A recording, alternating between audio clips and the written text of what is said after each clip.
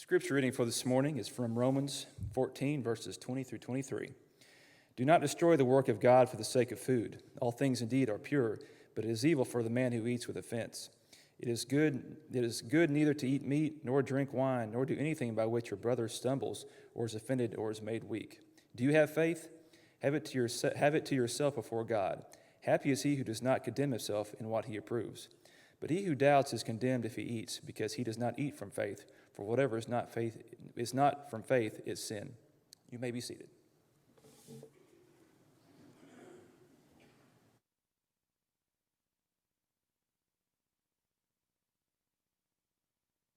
It is good to see everybody here today. It is so good to see people. And it's good that we have an opportunity to worship together. I said Wednesday night, and I didn't mean for it to be funny when I said it, but a lot of people have mentioned it to me. We were going through the book of Malachi and talking about hypocrisy, and I said, man, these things are a lot easier to preach when there's nobody in the room. And so we got a little tough and strict on some of those things on Wednesday night. But when I say that, I don't mean that I prefer that, because I really enjoy seeing everybody here. I hope that you have enjoyed our opportunity or time that we've had to worship. I hope you've enjoyed the fellowship that is here. And whether you're here on the floor, whether you're in the balcony, or whether you are watching online, we are so proud and so glad to have you with us. As Matt mentioned last week, this week we're studying Romans 14. And hopefully you took opportunity this week to read that chapter. It's 23 verses. It's a good chapter to read. And it teaches us quite a bit about our interaction, about how we should deal with one another in the church. One of the interesting things in this world is how God made every one of us different. Rhonda and I have 5 boys, and not a one of them is similar to each other. And if you've had more than one child, you've recognized that even though that child came from the same DNA, even though that child is raised in the exact same way as all of his brothers and sisters, everyone is different. And that's the way God made us. Red, yellow, black, and white. That's the way God made us. Some people like this, some people like that. And by all of us working together, it makes the world a much better and a much more interesting place. But the Bible opens up with a very interesting question. After Adam and Eve had done their thing and been expelled from the garden, we see where Cain and Abel do their thing. And of course, God comes to Cain and he asks a question. Where is your brother? Where is your brother? And as we start from that spot, we go through the entire New Testament and Old Testament, and in many senses, that same question is answered. Of course, Cain responds, trying to get out of trouble. He says, well, am I my brother's keeper? And the answer is yes, you are your brother's keeper. Excuse me, and that's truly the impetus, if you will, of what Romans 14 is. Before we get to Romans 14, let's go ahead and look at the book of Romans. Let's go to our next slide. And here you see a simple outline. The blue is the doctrinal part. The red is the practical part. And I want us to run through the book, not to confuse you, but a lot of times off my memory, I kind of work with a different outline. Let's discuss what the book of Romans is about. Many people have said, if you get Romans, Romans gets you. So as you open up in your book of Romans, you see the key verse, chapter 1 and verse 16. I'm not ashamed of the gospel of Christ, for it is the power of God unto salvation to everyone who believes, to the Jew first and also to the Greek. And verse 17, the just man lives by his faith. And so therefore you see faith to faith. And so what is Romans about? Romans chapter 1 tells us the world is turning away from God. Romans chapter 2 tells us the Jewish nation, even though they're part of Israel, they have turned away from God. Chapter 3 tells us every single one of us have fallen away from God. There's no one righteous, no, not one. Jew and Greek, they're all under sin. Romans 3, 9, and 10. For all have sinned and fallen short of the glory of God. Romans 3, 23. So in chapters 1 through 3, you see the prevalence of sin, and that sin must be atoned for and taken care of. And so the question is, how do you atone for sin? That's what brings us to chapter 4. Abraham is a man who lived by faith. He predated the Jewish religion, and yet God found him justified because he obeyed God. He was a man of faith. And Paul now wants to explain to us how you and I can find that freedom through our faith. And so we look at that word freedom. And in chapter 5, you see that we are free from death. Chapter 6, we see that we're free from sin. Chapter 7, we see we're free from the law. Now, the climax, the apex of the book is chapter 8, where we see the blessings we have in Christ. And as you and I read through chapter 8, we read about why it's so wonderful, absolutely wonderful to be a Christian. Now, Paul says this is what this means. Here is the practical part. 9, 10, and 11. What about the Israelite nation? What about these people who all their lives have learned that if you eat this, if you celebrate this, if you're circumcised, then you're God's people, and now suddenly they hear we're no longer God's people? How did God allow the Israelite nation to be taken care of and put away and still keep his promise to Abraham? Well, you see, my heart's desire, Paul would say, is for Israel to be saved. He says in chapter 9, verse 3, I would give myself for Israel if they could be saved. What's keeping Israel away? They will not confess the name of Christ, and they will not believe on him. But when they do, they will be saved, for this is the true remnant. Now, chapters 12 through 16 tells us how to live. Chapter 12 is practical application of, therefore, I beseech you to be a living sacrifice, holy and acceptable unto God, which is your reasonable service. Do not be conformed to this world, but be transformed by the renewing of your mind. You get to chapter 13, you begin reading about how we have to react towards government. We are under the law of government, and so we must follow what Caesar, what Nero, what our president and Congress tells us to do. Then we come to chapter 14. How do you deal with other people in the church who believe differently than you? That's a bigger deal than we give it credit for.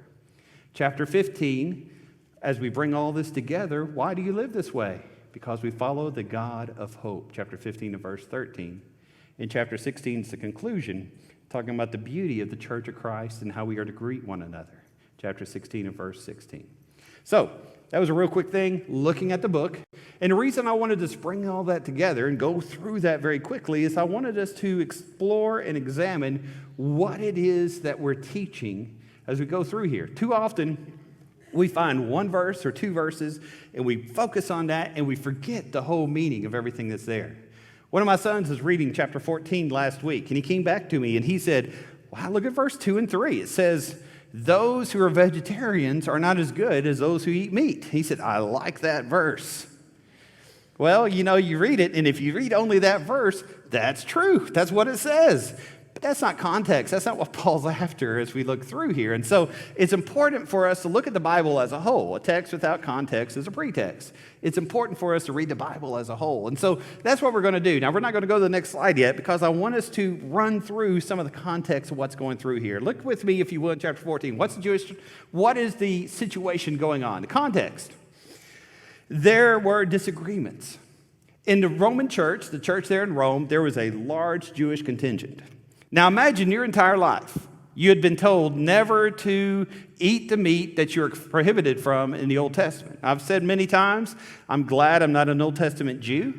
Somebody told me I could not eat catfish or barbecue. That's a sad religion right there. You know, that's a reason to live.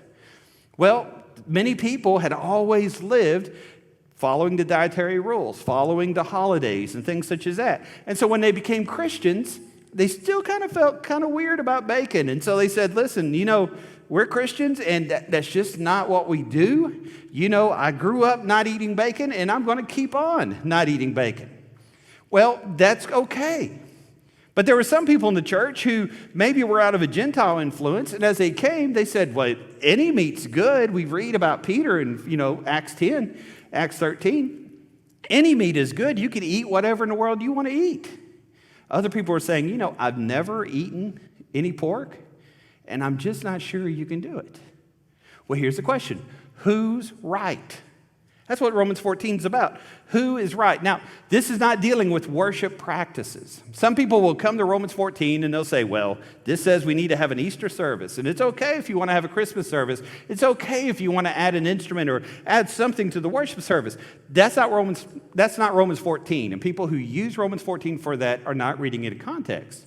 Because Galatians 5, 1 through 3 says, if you start bringing the Old Testament and some of these laws into your worship, then you're condemned. You're fallen from grace.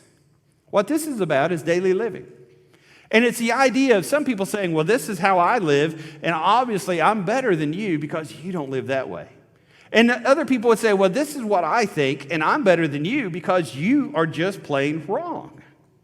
And so the question is, in the church, what do you do when you hold a strong belief, not dealing with salvation, not dealing with worship, but a strong belief, and somebody else in the church believes something differently? Now, of course, we might think that doesn't apply to us. Then we look around and say, you know what? If every person in this room is not a Democrat, then how in the world are you going to heaven? And some people may say, well, if you're not a Republican, how in the world are you going to heaven? And there are people who truly believe that. There are some people who say, well, you know what? You better not have a Christmas tree in your house. Or we could go on. Or, you know what? Unless you use the King James translation, you cannot be right with God. And there's a lot of people who have these different beliefs because of baggage which they've had growing up, because of knowledge that they've learned, that oftentimes will have a certain living principle. And because of that, they look down upon anyone who thinks, anyone who believes differently than they do. Now, why this passage at this time? Because there are many people who find joy in division right now. And as you and I look at our world, we see a lot of folks who are worked up about the pandemic. Some of them rightfully so, and some of them have their own agenda. We see a lot of issues going on in our country right now racially. Many of those things rightfully so, but other people perhaps have an agenda. We see a lot of things going on economically, and we see a lot of people who are struggling. And many people have different opinions about what should be done with this. And we see that we are in an election cycle, and a lot of people are paid, both in this country and other countries, to try to influence and engender anger and division. And so this is the world that we find ourselves in. And the question is, are we going to allow those things to come into the church? Are we going to allow those things to cause ourselves to become a stumbling block, to cause ourselves to become an issue, to cause ourselves to allow somebody to be run off from the church because of our personally held issues? Whether those issues are right or whether those issues are wrong. That's the context. So as you begin reading through Romans 14, you got weak Christians, weak faith, strong faith. What is it Paul's talking about? Weak Christians are not those who just haven't learned or don't know enough. What a weak Christian is somebody who's decided, I'm not going to eat meat. Verse 2, I'm not going to drink wine. Verse 14, these things are unclean, or things are going on. But as we think about these weak Christians, notice in verse 6, Paul says they're still glorifying God in what they're doing. They're not lost because they have a wrong view. They're still glorifying God. God is happy with them. And it's not like Galatians where they're bringing it into worship. What it is God says, you know, these people, they're sincere in their belief, and in their sincerity, they're worshiping God. Be very careful before you condemn somebody who God doesn't condemn. Well, who are these strong Christians? They're the ones who in verse 14, they have greater knowledge than other people. They understand these things. They have different baggage. Perhaps they're from a Gentile church, and so they understand the difference between meat. They understand the difference between some of these holidays, things such as that. And so because they come from a different place, they're able to have a more excellent view of it and a more understanding view, which is there. So what are Paul's directions? Verse 1, welcome your brother, but don't let yourself get tangled up in the argument. Welcome and love your brother, but don't get tangled up. Don't let these issues become the issue. Don't wrap yourself up in these sort of things. Number 2, verse 6, recognize your brother is sincere. He's not evil just because he disagrees with you. He's not absolutely wrong just because he disagrees with you. He is sincere, and perhaps God likes what he's doing just as much as what God likes what I'm doing and what we're doing. And number 3, verse 19, prioritize souls over liberty. There's nothing in this world more precious than a soul. Always remember that when you're working with somebody. When you get into a religious discussion, don't seek to win the argument, seek to win the soul. Don't always have to be the person who's right. Be the person who leads other people closer to Jesus and where Jesus would be. Now, remembering this, remember the parallel passage. Go ahead and turn in your Bibles, 1 Corinthians 8. This is a parallel passage. Paul writes the same thing from a different perspective in 1 Corinthians 8. In Romans 14, here we are, we're working with this. And go ahead and go back to our previous slide. One of these days I'll get to these slides. In chapter 8, the situation's not the idea of going back to Judaism. The idea is going back to paganism. What do you do if you find somebody eating in a place that you're not supposed to eat in? Christians who understood that idol worship was nothing, they could drop by a temple, pick up meat for a lot cheaper than they could anywhere else. It was subsidized by the government, subsidized by other people, and so they would just drop in and buy this meat. Other people are saying, whoa, you can't do that. Because if you eat meat sacrificed to an idol, then you're allowing that God within your body, you're reanimating that idol. And so they said, that's idol worship. Well, people who realize there's no such thing as an idol and no such thing as a false God, they said, hey, it's meat, it's cheap, it's good. Well, what do you do from this Gentile thing? The strong knew that the idol was nothing, verse 4. 1 Corinthians 10:5, Paul says, when you eat meat, ask no questions. I remember in preaching school, one of the professors told us this was a good rule for fellowship meals. When you eat something, don't ask where it came from. Don't ask questions. That was a joke. I'm in my room alone, so nobody laughs. All right. Verses 6 through 7. You look at the weak, and they see it as an idol. What's Paul's directions once again? You look here, don't let your liberty be a stumbling block. Don't let your greater knowledge, your greater maturity cause somebody to lose their soul. Number 2, which is interesting, what may be a sin for you is not a sin for other people. Listen to that again. What could be a sin for you is not a sin for other people. Some things are universal sins. Fornication, that's a universal sin. Intoxication, that's a universal sin. But when you break your conscience, when you go against what you think is right, that could be a sin. But when other people have their conscience a different way, it's not a sin for them. Now, looking at this slide, I wanted to leave it up here for a little bit, because that way you could kind of read the small print, which is there. If you're at home watching, or if you are here watching, hopefully if you're here, you are watching, you can see the little web address on the bottom, and you can download that little chart there if you want to look at it a little bit more closely. Here we see the differences between a weak Christian and a strong Christian. You got your man with your strong conscience. He realizes in this situation that he is allowed to eat whatever he wants to. And so in 1 Corinthians 10, he just walks right into that temple and worships right alongside of them. He is enjoying his liberty so much, it's gone into heresy. It's gone into false doctrine. You've got your other strong Christian who's still eating meat, but he looks down upon the weak one and he says, I'm much better than you. And you see the arrogance which is there. Now, on the weaker side, what you'll see is this guy with a weak conscience. And he doesn't eat meat. And he believes that anybody who does eat meat, he's sinning. That's heresy. It's false doctrine again. And then you see the guy who is thinking that you shouldn't eat meat, and he's judging every single person who does eat it. Well, I want to notice, all 4 of these people are wrong. All 4 of these people are wrong because they're looking down on somebody else and they're using their liberty to allow them to do something which hurts another person. Now let's go to our next slide. And in our next slide, you see these 3 people are right. If you were putting all the slides together, you'd put these 3 right in the middle, okay? Your strong Christian is sitting here, and he is fully confident that I can eat meat. I can go through and I can eat pork all day, even though everybody else thinks it's wrong. I know it's okay for me, and so I'm going to eat it. He sees that freedom which is there, but he's very careful in his freedom not to allow anyone else to be hurt. That is the idea of revealing the gospel. Willing to give yourself up for the sake of your brother. Now look at the one that's on the right-hand side, if I'm not mistaken. This weak man. He recognizes, man, I can't eat meat because I grew up in the Judaistic faith. If I eat this, it is wrong for me.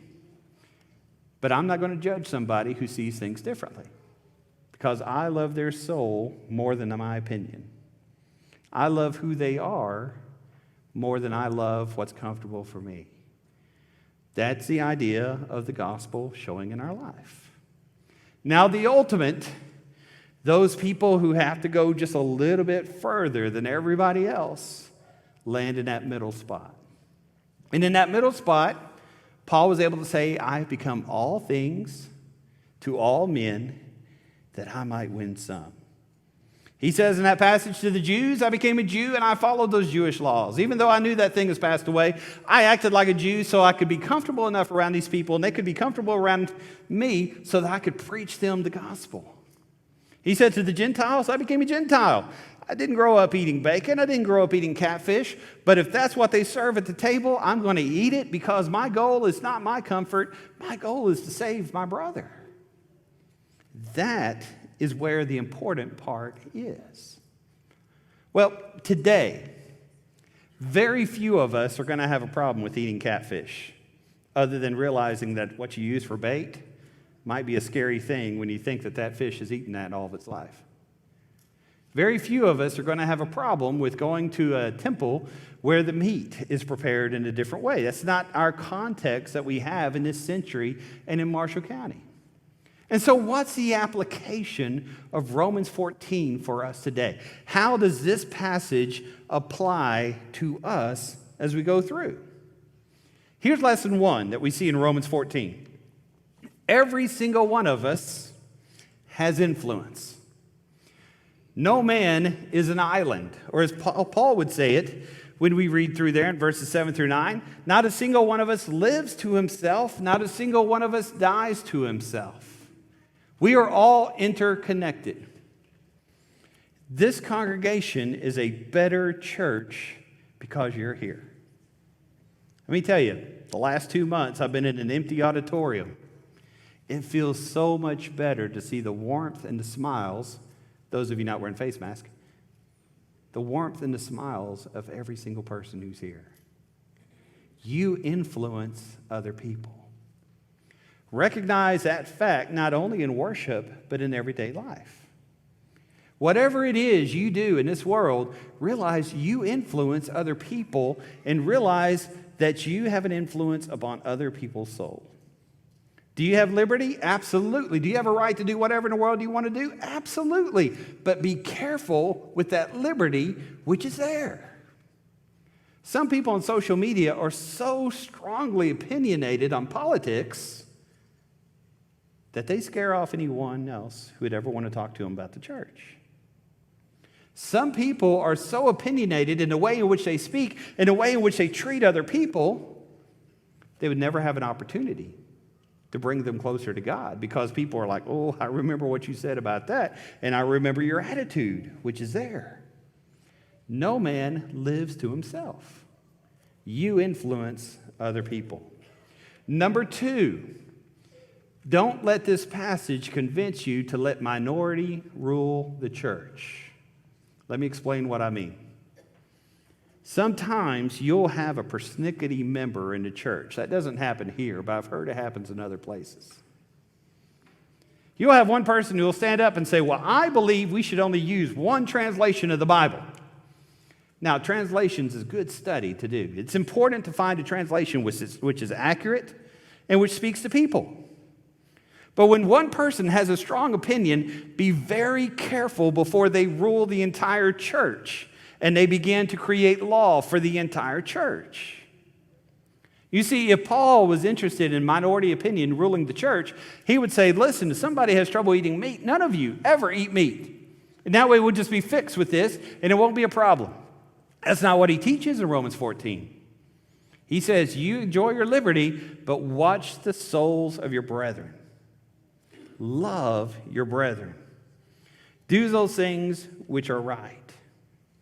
Number 3, talking about the importance of other people's souls. Remember, 1 Peter 1 tells us we are purchased, not with all the silver and gold of the world, but with the precious blood of Jesus Christ. Imagine you just bought a brand new car. And you come and a friend's coming with you, and a friend comes in and he's got in his lap something sort of fast food maybe, and he spills a drink on your seat, and he gets the French fries all over the place, and he just gets mud on the carpet. If you've worked hard for that car and you treasure that car, what's your opinion about that? Oh, you get pretty upset, don't you? Mothers and fathers, imagine when you clean the house, when you clean the kitchen, what happens when your pre-teenager comes in and leaves dishes all over the place and messes it up. You know how angry you get sometimes about that sort of thing? Multiply that times 10 billion. And that's what you see about Christ. Christ purchased souls. And don't let what Christ purchased be common to you. 14:3, the end of that verse, therefore receive one another just as Christ has received them. Don't let your liberty destroy the work of Christ. Chapter 15 verse 7, owe no person anything but love. Show love to other people. Now, our 4th lesson that we see. Love for your neighbor means love for God. Love for your neighbor means love for God. In the very beginning of the Bible, Cain, where is your brother? God loved Abel. For Cain, Abel was a big inconvenience. Abel did something Cain didn't like. He was an inconvenience, and he did whatever he could to get rid of him. How many of us today, I'm not saying we go into the aspect of murder, but how many of us today are okay if we slough off somebody who makes us uncomfortable, that we don't like as much? The Lord returns to us, and he asks this question, where is your neighbor? What have you done to the person who is put on this earth that you're supposed to love? You see, Romans 14:4, who are you to judge another person's servant? Imagine going to a corporation and saying, listen, I think you do all your workforce wrong. I think you need to make your workers do this and this and this or whatever else. What was that boss going to tell you? Start your own company. Start your own company, then you can rule whatever those people do. How many of us stand above God and say, well, God, you need to do it this way, and God, you messed up on that part, and God, this is right and this is wrong, or whatever else it may be? Recognize God's in charge. And he's going to deal with each person exactly the way he wants to. Verses 9 through 12, we live and we die to God, and therefore remember that we ourselves will give an account. In 1 Corinthians 4, verses 3 through 5, Paul says once again, I don't care what other people think. I don't care even what I think. It's God who judges at the end. But perhaps one of the most important verses to remember when you're reading Romans 14 is 1 John chapter 4 and verse 20. 1 John chapter 4 and verse 20. If any of you says that you love God, and yet you hold contempt for your brother, that person who says that is a liar. Think about that again. If any of you claim to love God, and yet you hold contempt for your brother, that man is a liar. Now, does that speak towards racial issues? Absolutely. Does that speak towards economic issues? Absolutely. Does that speak about things that I may disagree with somebody else in church about? Absolutely. I can't love my God unless I love my neighbor. I can't truly be a Christian unless I look upon other people and show them absolute love. Paul lived in a very divisive time. A time in which people were coming in from different races. People were coming in with different baggage and different beliefs and different ideas. Some people loved Apollos. Some people loved Cephas. Some people loved Paul. Paul says there's one gospel. There's one church. And our job is to protect that church. We don't protect that church with power. We protect that church with love. And show love to the brethren at every single opportunity.